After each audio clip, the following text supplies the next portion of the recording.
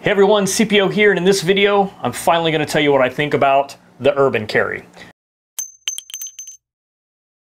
I am a true believer though, if you want to really talk authoritatively about a product, you have to spend some time with it. You have to break it in, you have to use it in a variety of situations. Let's just kick this off with a little bit of a montage, and then I'll tell you what I think.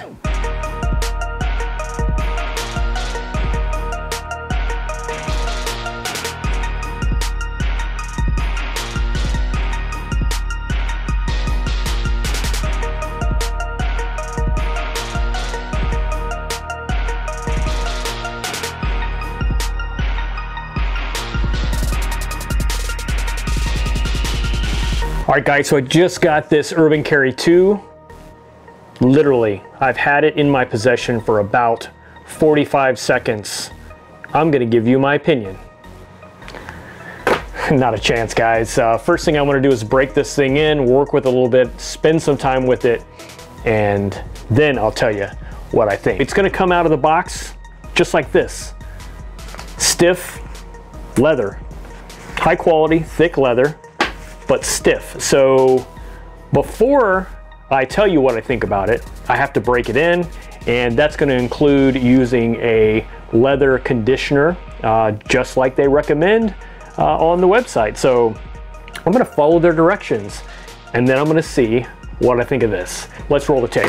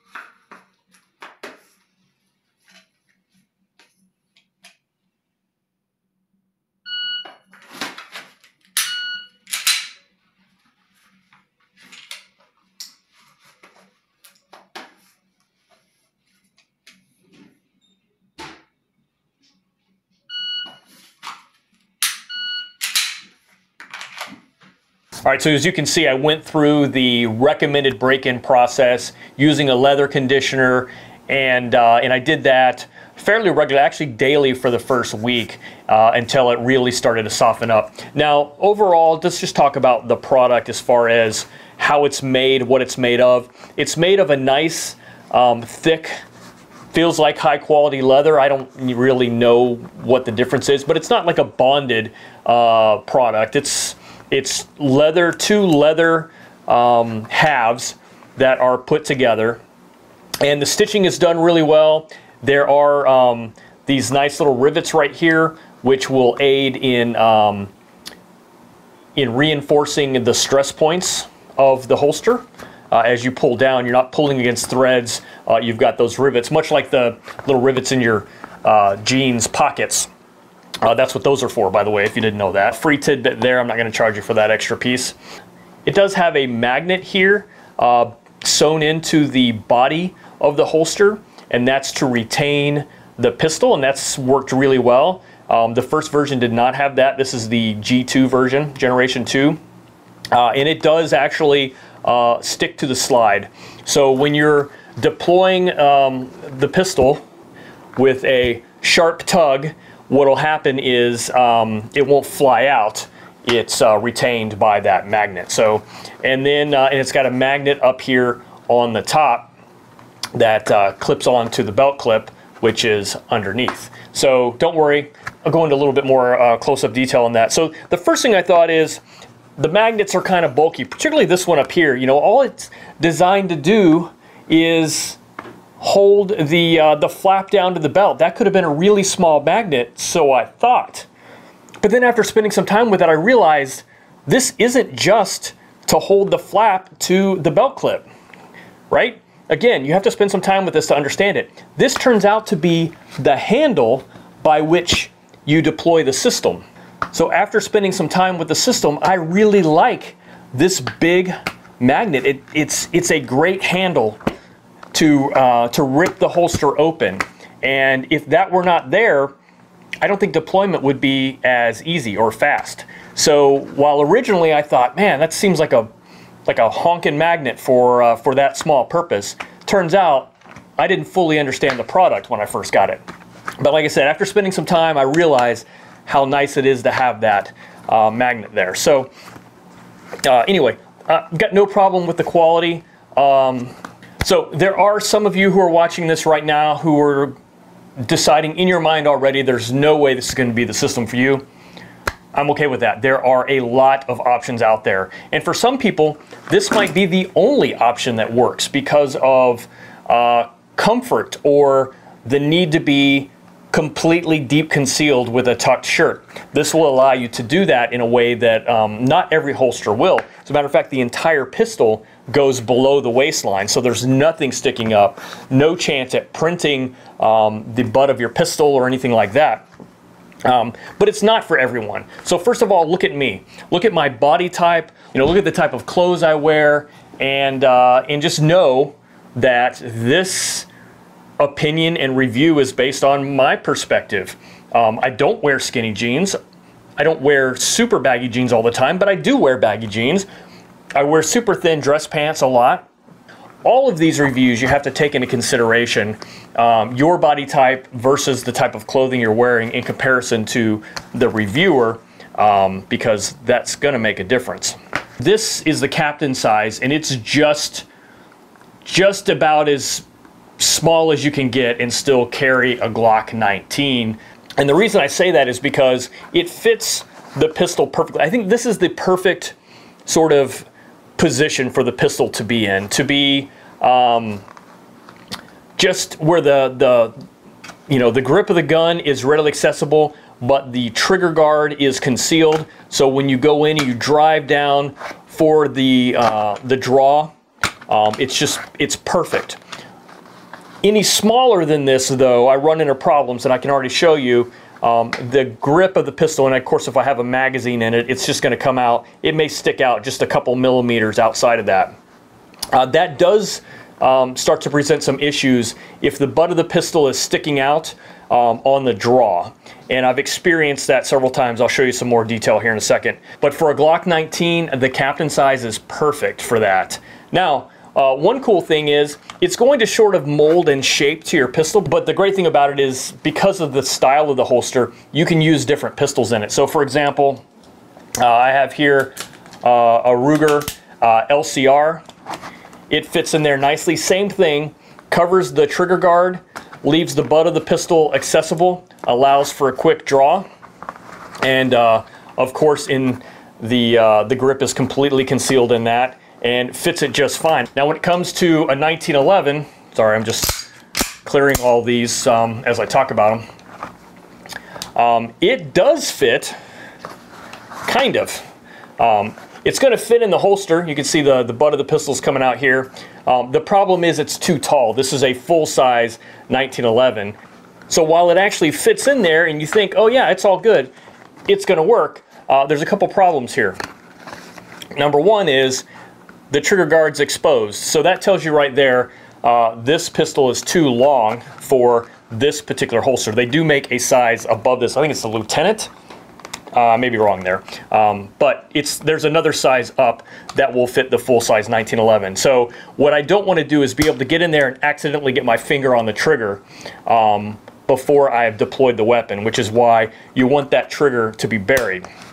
The other thing is, if it's too long, if it's too tall in the holster, it doesn't allow you to flex, right? So this part is going to be at your belt line. This part needs to flex with you when you sit down. With the Glock 19, it's still got plenty of room to flex. So that's a lot of time spent just talking about the size, but since I do have only one size and several different sizes of firearms, I did want to talk about what qualities you need to be looking for when you think about sizing.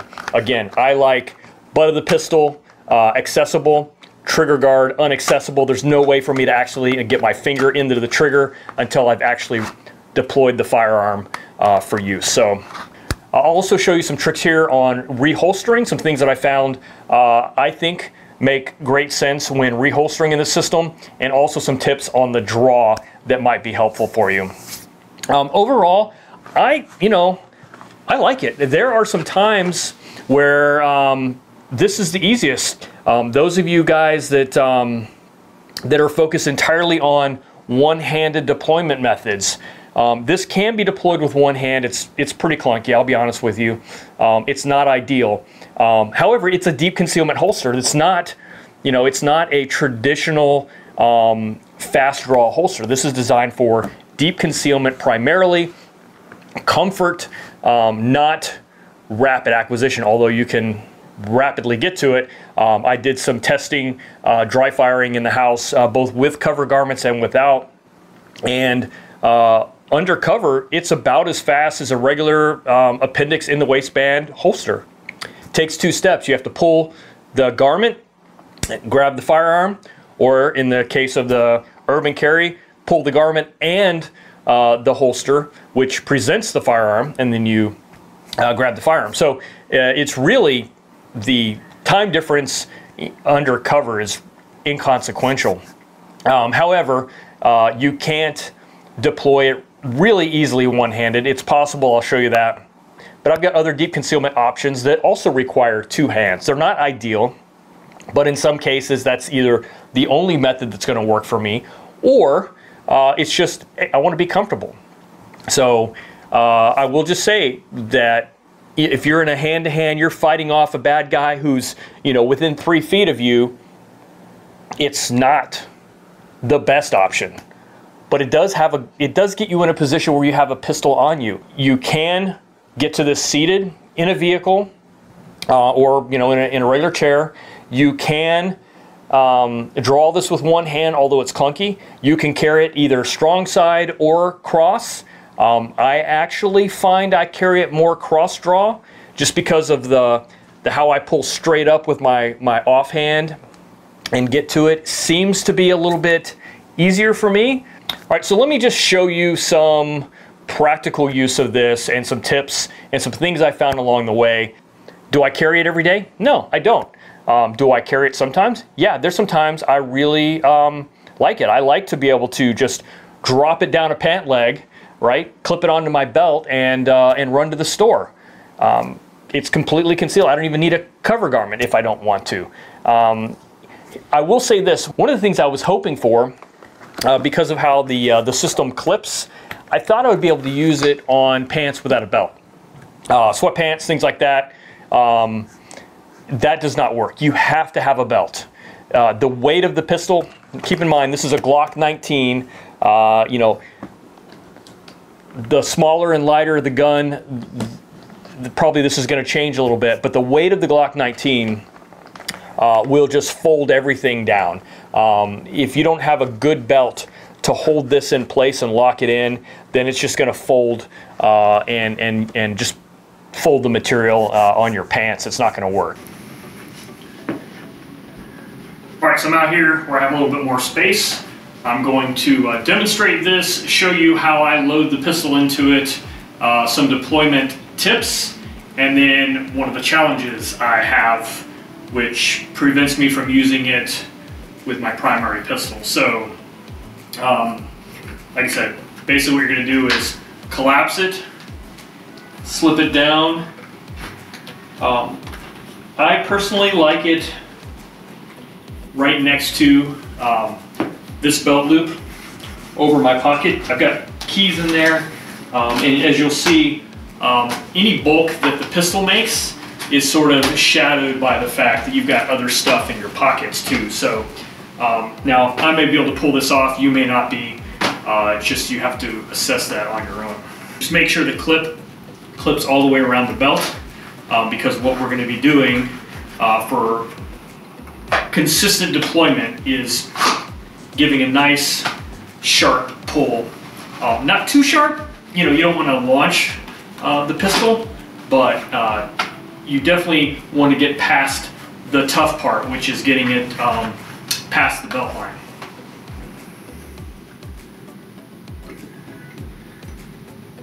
So here's a stock Glock 19. I do have a magazine in it because that's important. The magazine adds, well, the width of the base plate sticks out below the grip of the pistol. So that little bit of a distance actually comes into play. More on that here soon. But the way I load the holster is I bring it out and then I rotate it to the side and basically build a little pouch here that I'm going to slip the pistol into. So from almost like a retention position, it's going to go right into there, and that keeps the muzzle pointed away from me and down. And then what I'll do is just rotate it and slip it straight down. I think that that is the safest way to load this. I've seen a lot of guys who, you know, will just shove it straight down and they end up pointing it down at themselves. Not ideal from a safety perspective. I like to manipulate the pistol with the muzzle facing away from me, at least until I can get it secured in the holster, and then after that, I don't mind a little bit of rotation. But anytime I've got my hand on it, I don't want it pointed at my body. All right, so once you have the pistol in, as you can see, yeah, there's some bulk there, but is it any more than keys and phones that we have all the time anyway? Now, from a deployment perspective, and I'll show you both strong side and weak side. I know a lot of people really frown upon weak side carry. In some cases, it may be the only thing you can do. For example, I play a musical instrument, I play guitar and bass, and I like to have this side freed up because that's where the instrument is. So what I'll do is I'll move to a weak side carry, almost a cross draw, which it's a little different than a traditional cross draw because it's a two-step process whether I do it here or do it there. I think the downsides of a cross draw are somewhat not as much of an issue as it would be a traditional system where there's a big disparity in how you draw the pistol. But anyway, all right, so for deployment, I'm going to reach down and grab that big magnet that's now a handle, pull up sharply, grab the pistol, and then deploy. And then what I tend to do at speed is I like to drive the pistol up into my hand. So as I pull up, I'm pushing down. It basically seats the gun into my hand as I'm doing the draw, which I find to be pretty efficient. It prevents the opportunity for the pistol to come out if you pull up sharply. Even though it's got the magnet to retain it, with enough inertia, you'll be able to have it come out a little bit. That exposes your trigger. I don't like that so much. So instead, I drive my hand down, get a good firing grip on it. As it comes up, it basically meets my firing hand, and then I'm on target. So those are my tips for that. The hard part, right, you have the grip of the pistol, the magazine base plate, that's right here. You can see it's coming up. It's got to get past that belt. So if, for example, you're one of those guys that has to wear a super tight belt, right? You like it nice and tight, it's not going to come out, right? So you've got to give yourself a little bit of room, and that's sort of counterintuitive. Us concealed carry guys tend to have to wear tighter to keep from printing and, you know, all that stuff. So for me personally, I like it right about there, and yeah. So let's talk about cross draw, or what's traditionally known as cross draw. In this case, again, I think it matters less, but it is a valid point that this is not an ideal defensive positioning of the firearm on yours. Because if you're fighting somebody off, you're basically, if your arm gets pinned here, you're not drawing, right? So, whereas if you're strong side, your arm, you can still sort of get the gun. Like I said, a little less of an issue because you still have to do this. Whether you're crossing your weak hand on this side and trying to get it up, or you're crossing your strong hand to grab it, you're doing this regardless. So take that for what it's worth. Anyway, strong grab up into, and again, this is how I tend to carry more often,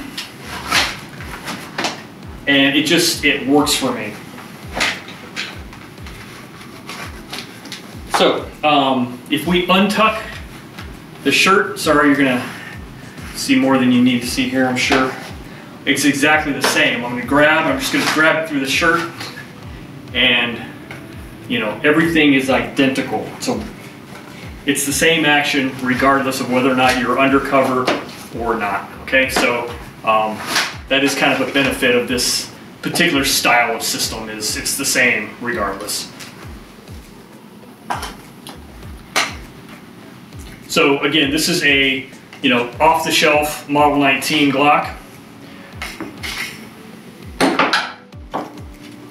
This is my carry gun, Bowie Tactical Concepts, customized Glock 19 with an RMR, and that presents a different problem. So actually, it took me a while to figure this out.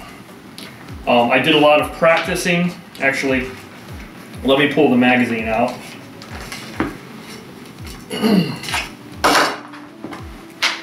So I was really happy that it fit with the RMR because, you know, that's what I carry. And I think that, actually, let me tuck in real quick. RMR equipped pistol, no magazine.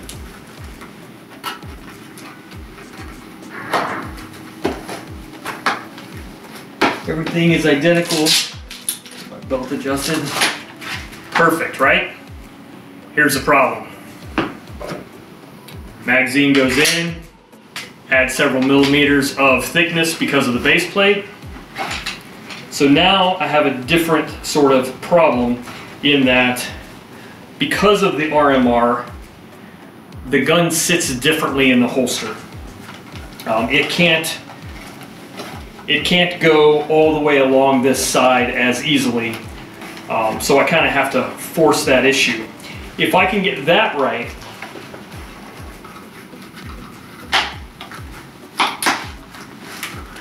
see, it's just the base plate of the magazine sticks out just far enough that it's now outside of that leather sleeve and gets hung up in the belt area.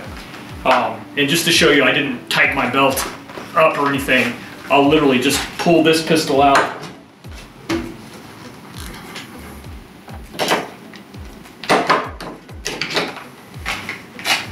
Magazine, normal Glock 19, nothing else changed. So, even though it doesn't seem like it, having the RMR does affect how it rides in the holster and then also how it deploys. So just something to know, which is why I find I carry this less than I expected, just because I have an RMR on my primary pistol. Now, most of you are not going to have an RMR, so this review is still perfectly relevant for you in all other respects. All right, so back to the RMR equipped pistol. Again, if I can get it pushed as far to the RMR side as I can, it just barely sticks out right there, the better. I mean, really, the goal is to get that magazine base plate inside this leather boundary. But even still, it just hangs up enough that it's not practical. Now, my solution is to train, I just pull out the belt a little bit when I deploy. It adds a little bit to the process. Does it really slow things down dramatically? I'd argue not, because I still have to pull the pistol out. So it doesn't really give me a time penalty, it's just another step to have to do. So again, that's only going to be an issue with RMR equipped pistols, or if you have something that extends your magazine base plate more. And then if you have a smaller pistol, like that little revolver, I mean, it's a non-issue no matter what. It doesn't even get hung up on the belt at all.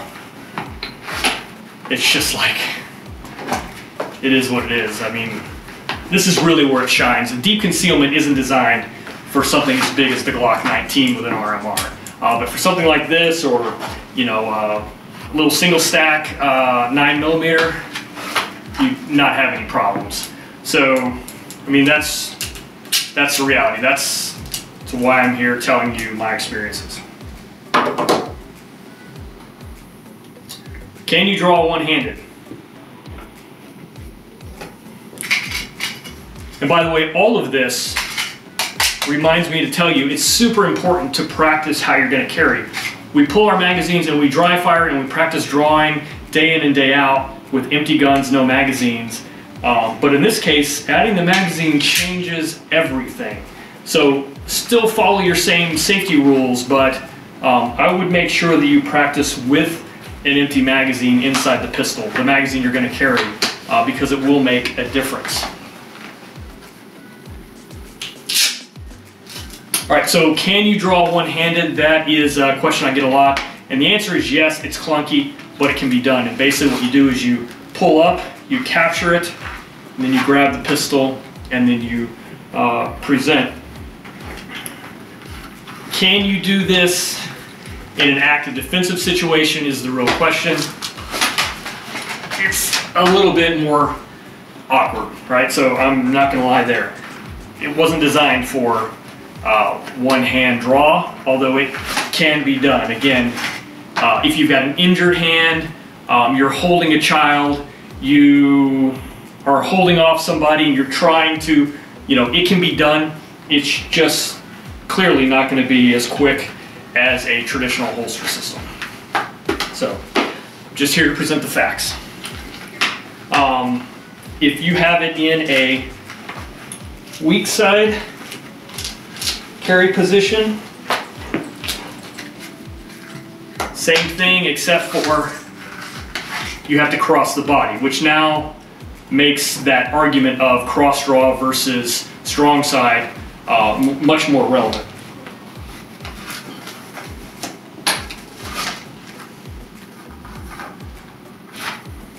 So,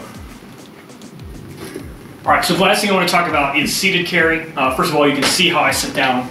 I grab and just kind of pull that up so it doesn't get hung up, and then you see what happens when I don't do that. Not bad, but still have a little bit of, you know, unsightliness. So I just sort of adjust that, make the pant a little bit more loose and baggy right there. Again, if you've got tree trunk legs and you're filling up your entire pant leg, this may not be the best solution for you. You've seen me do some seated draws in the montage inside my vehicle. Everything is exactly the same. You're going to reach down, you're going to grab that handle, you're going to pull up, and you're going to present the firearm. I don't know how to explain it any more than that. Again, my body type makes a difference. my attitude makes a difference, my clothing makes a difference. So I don't find drawing from the seated position to be necessarily prohibitive at all. Obviously, the straighter up you are, the more challenging it is because you've got to make that bend. So if you can lean back, I mean, even slightly, it makes a huge difference. Let me try and do it without leaning back, which, again, sometimes it's harder to do things wrong. So if I'm sitting straight up, yeah, it just takes a little bit more work to get it to clear that belt line. All this is dependent too on how tight your belt is and your jeans, I suppose. All right, so let me switch to weak side carry.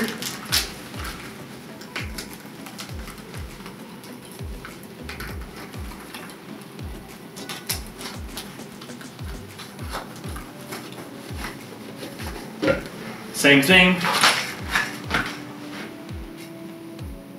I don't know what else to say about it. It works. So that's really what I have to say about this. My experiences with it, my tips for it. My only real challenge right now is this RMR equipped, which is my daily carry. It's just the way it changes how the pistol sits inside, because right here at this seam basically is where the RMR is, and I really need the pistol to go a little bit further over. So I don't know, I'll probably reach out to the guys at Urban Carry and see if they have any ideas or thoughts about that. Maybe they could make these flaps a little bit wider, because basically what you're doing is you're slipping the gun up in between these leather sides, and if any part of the pistol is outside of that boundary, it's going to get more likely to hang up on things. Doesn't necessarily mean it will, but in my case it is. It's hanging up on the belt, and it's the mag base plate that just sticks out just enough that it leaves that barrier and isn't able to slip out. So not a problem on the stock 19, not a problem definitely on the LCR or any other smaller pistol. But when you're pushing the edge, the limits of the pistol size that will fit inside, you start to see those issues arise. So anyway, guys, that's it. Tell me what you think. Give me a comment. Hate it, love it. I don't, you know, my job here is just to present you with as much information as I can that's fact-based and experience-based, not just, you know, pulling it out of a box and telling you what I think about it without ever trying it. And then I like to just give you a few tips along the way. I really like it, particularly for the smaller concealed carry guns, the ones you would normally do deep concealment with. Not a lot of people are deep concealing a 19 with an RMR. I mean, not a lot of people really do that. I'm just weird that way. So yeah, any other normal size deep concealment gun, I really think this is a champ. I really like it. I think that they put a lot of thought into it. I like the magnet. I like the handle, the magnet that they've given you up here, and the whole system just makes sense. So I've tried it in a variety of belts, pants. It all seems to work except sweatpants. Again, you have to have a belt, otherwise the weight of the gun will fold, you know, that back down. So yeah, that's it. Tell me what you think in the comments, and let me know if I missed anything or if you have any tips for me. I always like to learn new stuff. Anyway, guys, thanks for watching. I'll catch you on the next one.